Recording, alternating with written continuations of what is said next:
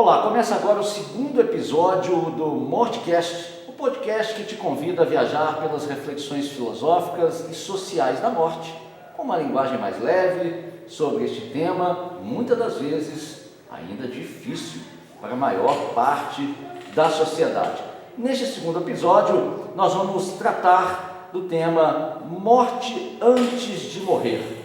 Eu sou Ricardo Bedendo, professor do curso de jornalismo da Faculdade de Comunicação da Universidade Federal de Juiz de Fora, e quem vai conduzir este tema conosco aqui é o professor do Departamento de Filosofia da UFJF, Luciano Caldas Camerino. Lembrando que o Mortecast, nesta primeira temporada, vai ser realizado em 8 episódios e certamente vão mexer com as suas crenças e, por que não dizer, até mesmo com o receio, as dificuldades, as rejeições que temos em lidar com o assunto morte. Luciano Camerino, então vamos falar um pouco dessa questão de morte antes de morrer. O que significa isso?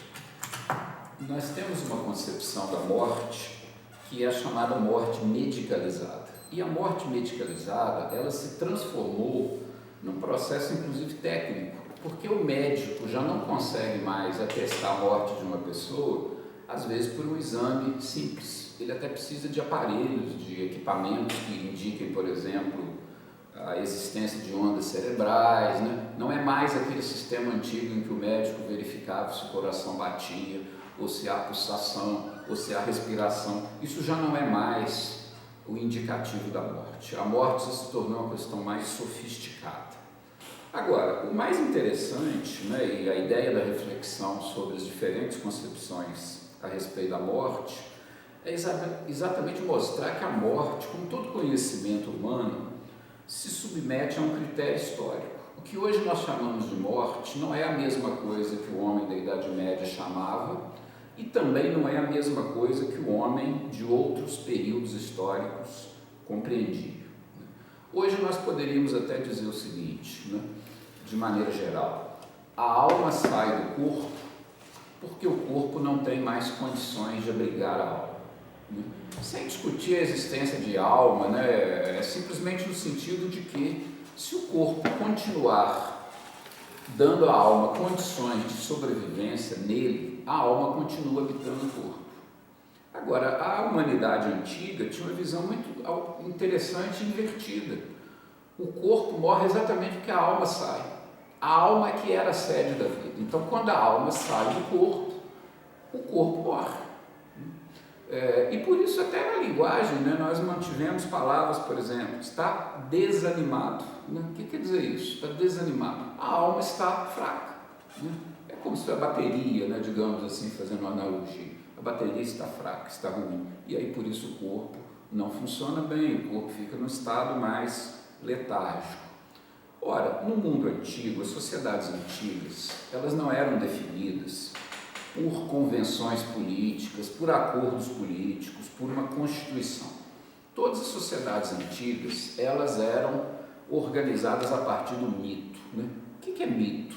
A palavra mito ganhou um significado muito pejorativo, né? Talvez alguns entendam mito como fábula, né? Mentira, né? E eu nem vou dizer aqui outros atributos, né, que se considerou a partir do mito, né? O mito foi associado até a coisas piores do que isso, né? Não vou comentar aqui. Significados políticos. Significados políticos de mito. Mas o mito significa, originalmente, uma explicação geral a respeito do mundo. Todas as sociedades contam uma história a respeito de si mesmas. Né? Como foi o início da sociedade? Então, sempre a história era assim, era um deus, né? Era um antepassado, era um herói, sempre era alguma coisa muito gloriosa e relevante. Né? Nenhuma sociedade tinha surgido por acaso, por algum motivo acidental, fortuito, sempre havia alguma coisa de bastante importância na origem da sociedade. E essa coisa, né, por ser tão importante e significativa, ela não podia ser modificada. Né? E aí nós já pensamos uma questão muito interessante do mundo antigo. O mundo antigo, ao contrário de nós, que somos governados pelo futuro, nós sempre estamos olhando para frente, né? O que nós queremos ser, o que vai acontecer, como vai ser o mundo amanhã. As sociedades antigas eram o contrário. Não, nós não queremos mudar, porque se nós mudarmos, nós vamos alterar aquela origem que é a base, que é a nossa estrutura, que é o nosso fundamento, né? Se afastar daquilo, só vai produzir o mal. Então, sempre havia preocupação de manter o mito. E o mito explicava a função da sociedade. Cada sociedade tinha mitos que diziam como ela deveria funcionar, né? E nesse funcionamento, haviam dois princípios, dois critérios básicos que identificavam quais eram os papéis que as pessoas tinham. Hoje, quando a gente fala, por exemplo, em papéis sociais, né, fica evidente que você é uma pessoa e que em determinados contextos você se comporta dessa maneira, né? Então, por exemplo, né, eu sou professor, mas o ser professor é um papel, né? Não me absorve por todos os momentos, né? Eu não sou professor em todos os lugares, né, em todos os momentos da minha vida. Agora, o homem antigo, ele não poderia fazer essa distinção. Ele era o papel era ele. E haviam dois critérios que definiam quais são os papéis que as pessoas desempenham na vida. O gênero, né? Então, homem é assim, mulher é assim. E a idade. Crianças fazem isso, idosos fazem aquilo, né?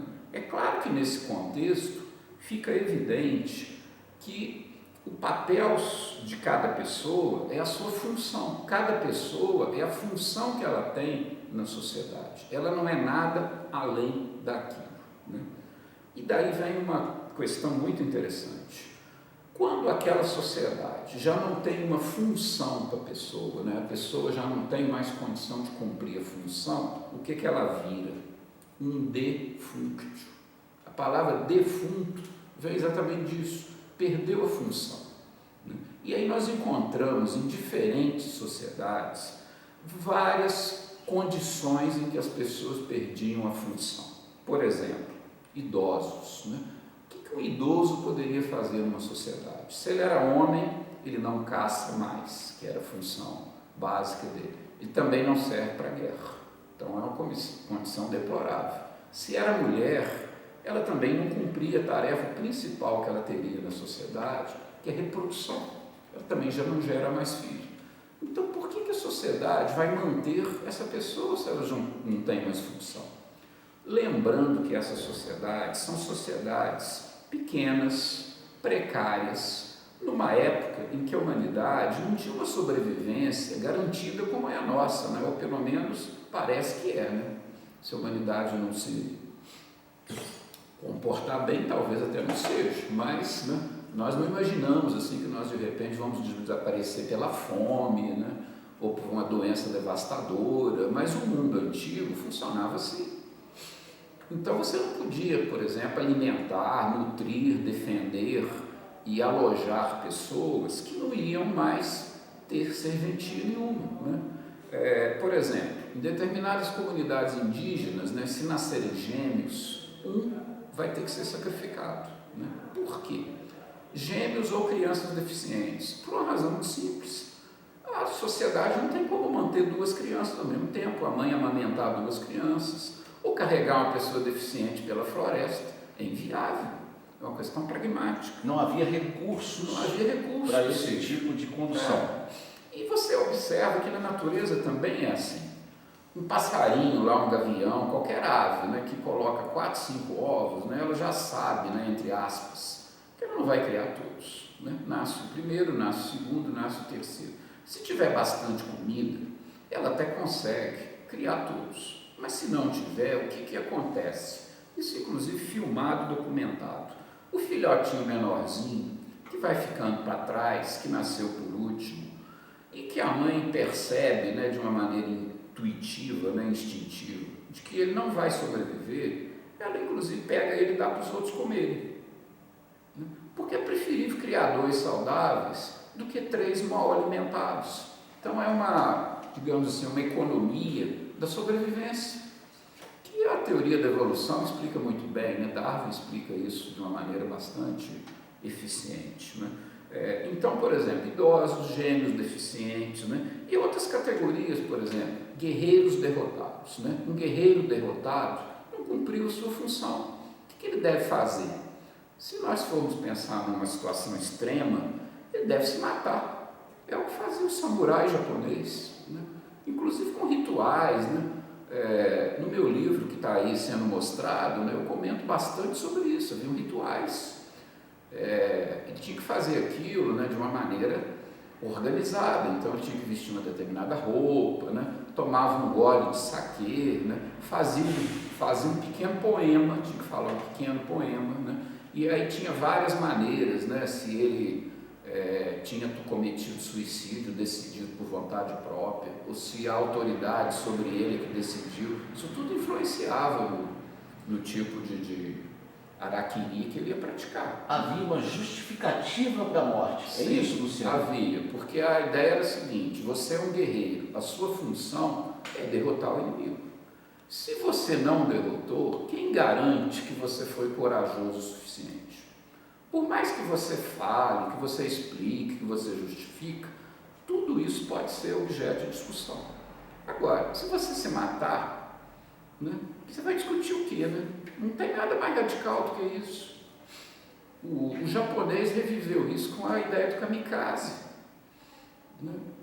Como é que eu provo minha coragem, meu heroísmo na guerra? Me sacrificando pelo meu país, ainda que isso não gere vitória, mas eu fiz o meu papel, né? Ou seja, o meu papel é cumprir a tarefa que a sociedade me deu. Tem uma história célebre que até se tornou filme de um soldado japonês que foi colocado pelo comandante lá nas Filipinas, num determinado lugar, e foi dito a ele: você fica aqui e não sai, né? E a guerra acabou e ele continuou lá, né? Então ele arrumava as armas, conseguia lá reformar o uniforme, né? E aí jogaram folhetos, né? Mandaram pessoas lá, porque de vez em quando ele era visto, e falavam: não posso sair, né? O único jeito que encontraram foi descobrir o comandante dele, que também já estava velhinho. Aí o comandante dele foi lá e falou: olha, não, acabou a guerra, pode sair, né? Aí ele saiu. Ele até emigrou aqui para o Brasil, veio viver aqui. Outra categoria, por exemplo, que o mundo antigo considerava morto: leproso. Quando a pessoa era considerada leprosa, sendo que naquela época talvez qualquer problema dermatológico pudesse ser visto como lepra. Então havia uma cerimônia, né, no mundo cristão, isso. Havia uma cerimônia na igreja em que ele era feito uma espécie de exéquias, né? Exéquias é uma cerimônia fúnebre. Então ele morreu. O padre colocava cinza na cabeça dele, que é um símbolo da morte, e ele é banido da sociedade. Ele tem que viver fora, em outro lugar. Inclusive usava um chocalhozinho no pescoço para avisar as pessoas quando ele estava perto, né? Isso tudo mostra o quê? Que a morte nas culturas antigas, ela não é definida por um critério exclusivamente biológico. Que há várias situações em que as pessoas, por um motivo qualquer, eram consideradas mortas, ainda que elas estivessem vivas, né? E agora eu vou contar um caso contrário. Haviam tradições em determinadas culturas, né, que diziam o seguinte: se você morreu, não teve filhos, né, sua esposa continua viva, o seu irmão tem que se casar com ela e tem que produzir filhos com ela. Agora esses filhos são seus, né? Ou seja, o morto continuava tendo filho. Uma coisa muito curiosa, né, que mostra que a ideia biológica não tinha relevância, né? Outro exemplo da irrelevância dessa categoria biológica para o mundo antigo. Família, no sentido romano, significava pessoas que prestam culto ao mesmo antepassado. Então, os escravos da família, que também prestavam culto àquele antepassado do chefe daquela casa, e também faz parte da família. Embora, se você fizer um exame de DNA genético, né, ele não é filho, não é sobrinho, não é primo, não é nada, mas a família se definia como? Pela vinculação ao antepassado, né? Então, a ideia de que você poderia, né, biologicamente, nos nossos termos, estar vivo, mas do ponto de vista da sociedade estar morto, era uma coisa muito tranquila. Sem o desprendimento da alma. Sem que a alma tenha ido embora, tá? Mas você não existe. Considerado morto. Morto, tá? Às vezes a sociedade até arranjava para você uma tarefa, por exemplo, mulheres que entravam na menopausa, né, mas ainda estavam vivas, aí a sociedade colocava ela para uma tarefa assim, muito exótica, né, porque era uma espécie de uma aberração, né? Assim como o guerreiro, que já não podia lutar mais, aquilo era motivo de grande depressão pessoal e vergonha, né? O ideal até do guerreiro era morrer jovem. Existe um conceito, né, que a história estuda, a filosofia estuda, que chama bela morte. Bela morte é morrer jovem na guerra. Se você conseguir morrer jovem na guerra, você se imortaliza, né? É interessante que essa ideia continua existindo até hoje. Quantos artistas, né, eu acho que principalmente do mundo do rock, que viveram essa experiência de morrer aí com 20 e poucos anos, né? Acho que a Janis Joplin passou por isso, né? Tem alguns outros aí, né? Que eu não me lembro, né? Mas um outro que eu acho que encarnou isso, o Ayrton Senna, né? Se o Ayrton Senna tivesse morrido velho no sofá da casa dele, talvez não tivesse se imortalizado tanto, né? Mas morreu exatamente aonde? No auge, né? Em pleno combate, né? Digamos assim. Então, o que significava morrer era não ter função ou ser esquecido. Se você morre na velhice, numa idade em que você já não vai fazer mais nada, você corre o risco de ser esquecido. Então as pessoas queriam, né, ou pelo menos uma certa categoria de pessoas, queriam ser lembradas, porque ser lembrado no mundo antigo, né, numa época em que não havia a concepção de uma alma imortal, né, universal e que todas as pessoas teriam, ser lembrado significava que a sua família ia prestar culto para você. E a imortalidade que os povos antigos imaginavam ou acreditavam nela era uma chamada imortalidade tumular. Né? O que é imortalidade tumular? A alma, ela ficava no túmulo, ficava ali naquele lugar. Então a família tinha que ir lá, colocar lá, por exemplo, alimentos, derramar um vinho, colocar ali. E na cidade de Roma, nas cidades gregas, até tinha uma coisa muito interessante. Tinham festas, né, períodos durante o ano, em que todas as atividades paravam. Tudo parava. Nada, ninguém trabalhava, né? E aí eles faziam determinados rituais que abriam, digamos assim, as portas da morte. Aí os mortos voltavam, né? E ficavam ali, habitando com as pessoas, convivendo, né? E aí depois chegava um certo período que acabava com a festa, né? Eles faziam outro ritual, né? Parece até que batia panela, né, para espantar eles, né? Aí eles voltavam lá para onde eles deveriam ficar e aí fechava aquele espaço, né? Isso era uma festa cívica da cidade. Quem não prestasse culto aos mortos, né, seria uma pessoa culpada, inclusive era punida. Haveria uma punição se ele não fizesse isso. Porque a sociedade se estruturava em cima dos mortos. E quando eu digo em cima, às vezes era até literalmente, porque há culturas em que os mortos são enterrados dentro de casa. O sujeito morreu num quarto, você enterra ele ali, aquele quarto fica um período fechado, depois abre outra vez, não quer dizer, o cemitério não era nem público, era privado, era dentro da casa da pessoa, né? E aí isso gerava uma situação muito interessante, né? Na China existia isso, e quando houve a Revolução Cultural lá que o Mao Tse Tung produziu, ele lutou muito contra isso, porque isso gera o seguinte problema, você não pode dispor dos bens, né? Então, minha casa, por exemplo, como é que eu vou vender se os meus antepassados estão lá, né? Seria uma coisa absurda, uma heresia. Todos os meus, né, meu pai, minha mãe, meus avós, todos estão enterrados lá, eles moram ali na minha casa. Então, como é que eu vou transferir os meus antepassados para outra pessoa? Isso era uma coisa tão curiosa, né, que tem um costume que às vezes aparece nos filmes, que as pessoas praticam e que remonta a esse período e as pessoas não sabem. É aquela situação em que o noivo depois do casamento, ele entra em casa carregando a noiva no colo, né? Que a gente diz assim, olha que coisa romântica, né? Que coisa interessante, bonito, né? Só que o sentido era completamente outro. O sentido era o seguinte: a mulher, ela era da religião do pai dela, então ela era de outra religião, de outro culto, e o noivo era da religião do pai dele, então eram duas religiões privadas separadas.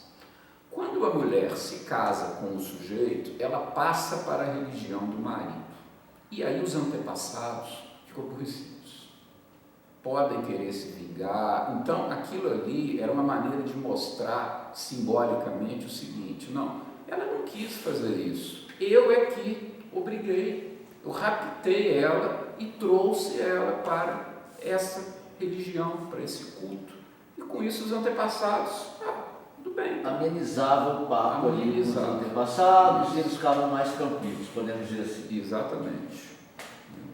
Eu acho que isso tudo pode parecer uma coisa muito abstrata e remota, né? Mas isso aqui gera uma reflexão, né, que, por exemplo, eu faço, né? E que eu acho que é interessante fazer, e que tem muitas empresas que hoje fazem.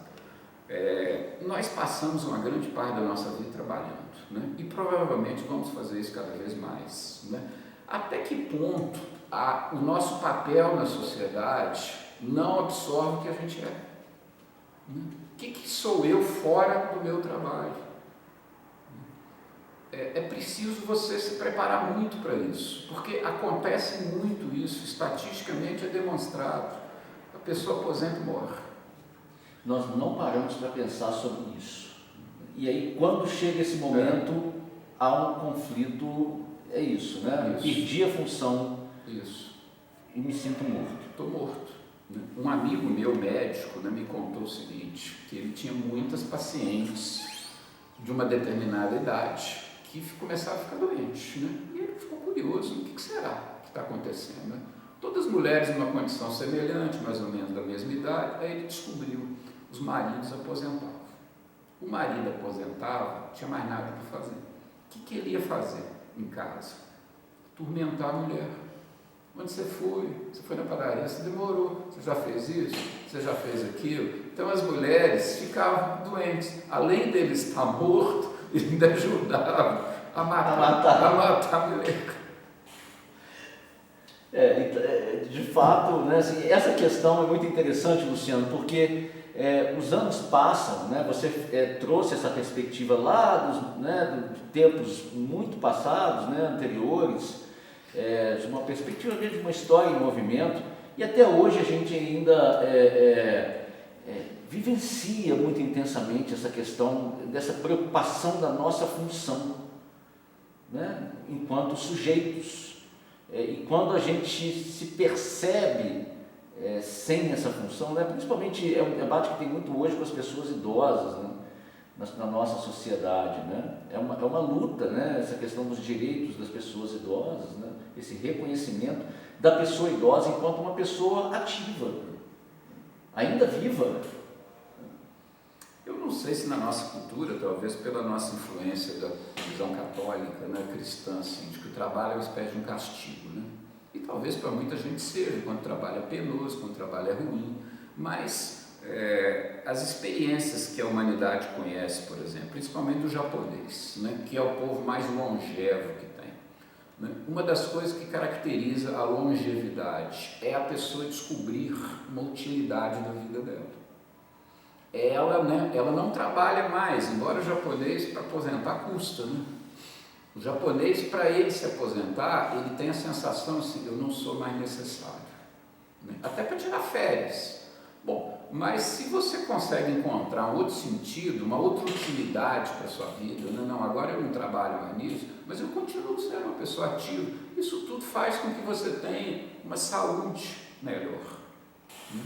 Que você possa ter, digamos assim, uma morte saudável, né? Uma morte interessante, né? Que não é aquela situação em que a pessoa já morre existencialmente, né? E depois define durante anos em casa, né? Que é uma coisa muito triste, né? Se você conseguir ser uma pessoa produtiva a vida inteira, ainda que você mude, né? É uma maneira de potencializar a vida, né? E de você se descolar um pouco do papel social que você ocupa. Com certeza. E hoje, cada vez mais, eu acho que muito em função também da velocidade, né, com que as coisas acontecem na nossa vida, essa percepção, essa necessidade que a gente tem muitas vezes da pausa, né, como você mencionou lá no primeiro episódio, né, que os gregos tinham, né, de uma sociedade um pouco mais lenta, né, aliás, bem mais lenta, né, de poder refletir sobre o seu eu. A gente não tem muito tempo mais hoje para isso, né? No curso normal da vida, podemos dizer assim, durante o trabalho. E aí, quando você se vê obrigado a parar, é como se você desse aquela freada repentina e você bate até com a cabeça no vidro. A gente assusta, Luciano. Por isso que a ideia antiga da vida, que é a ideia do ciclo, eu acho que ela ajuda muito a você pensar isso, porque ela vai suavizando. Então, por exemplo, né, eles faziam muita comparação da vida humana com as estações, né? Então, o verão é aquele momento máximo da energia, da vitalidade. Aí depois vem o outono, né? O que é o outono? Aí vai caindo as folhas, né? A natureza vai ficando mais quieta, quer dizer, no decorrer da vida, a gente mesmo vai vendo isso, né? Eu gostava muito de jogar futebol e eu pensava assim, como é que vai ser quando eu não tiver mais condição de jogar futebol? Né? E um belo dia eu percebi que eu não estava mais jogando futebol e que eu não estava sofrendo com isso, né?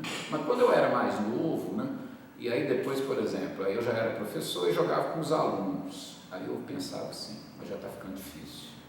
Porque eu já com 30, o sujeito com 20, né? Como é que eu vou correr atrás? Né? Não consigo mais. Então tem que jogar aqui mais no meio de campo, né? Tem que ficar aqui parado, num jogo mais estratégico, né? Não pode ser aqui a correria toda, porque eu não vou dar conta, né? A ideia do ciclo eu acho que ajuda muito, né? Você ir vendo a vida dentro disso, dentro dessas etapas. Fazer essa compreensão. Isso. Né? Agora, é necessário você viver as coisas nessa etapa, né? Se eu não tiver jogado futebol nunca, né? Hoje eu não poderia começar mais, né? Com 62 anos eu vou começar a jogar futebol hoje, né? Não vai funcionar, não vai dar mais. Você tem que se saciar, né, digamos assim, né? Fez aquilo, né? Fez, pronto. A vida vai te propor outras coisas, né? Era isso que os antigos imaginavam quando pensavam essa circularidade. Muito bem. Tá aí, abordamos então o tema morte antes de morrer. São muitas reflexões, de fato, filosóficas e sociais. E o segundo episódio do nosso Mortcast vai ficando por aqui. Essa é uma iniciativa que reúne os cursos de Filosofia e Jornalismo da UFJF por meio do projeto de extensão Rádio Facom 59. Fique ligado, sintonizado, que o terceiro episódio vem aí com a temática Como surge o conceito de alma. Em breve. Até lá.